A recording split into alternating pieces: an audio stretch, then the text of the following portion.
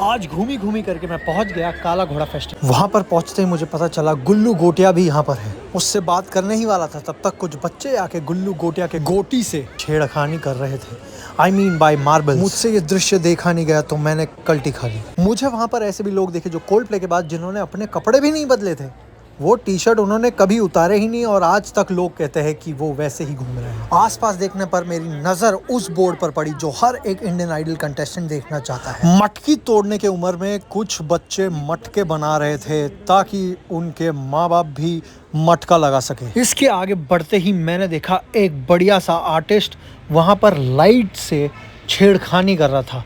गौर से देखने पर मुझे पता चला कि ये तो सीक्रेट एजेंट मंगेश मांगिया है। यार ये लाइट से छेड़खानी नहीं, ये एक्चुअली वो लाइट्स बना रहा था आउट ऑफ वेस्ट। बहुत ही ज़्यादा टैलेंटेड थे ये और इन्होंने वहाँ पर एक समा बांध दिया था। जैसे ही मैंने देखा कि वो कैंची से कुछ काट रहे थे, मुझे मेरे एक्स की याद आ गई।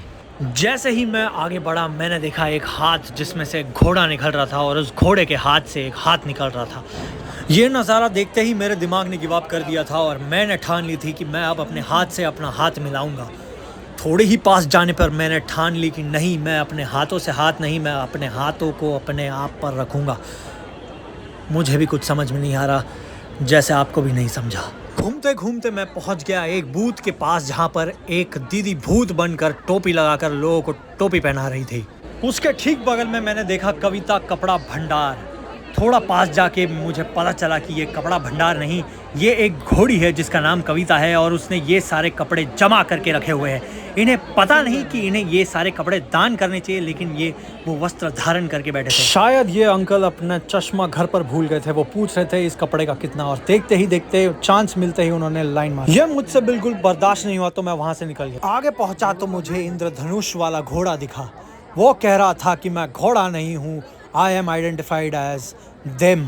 मेरा थोड़े पूछताछ करने पर मुझे पता चला कि ये बैटमैन का घोड़ा नहीं, लेकिन बैटमैन का जो विलेन जोकर है ये उसका घोड़ा है।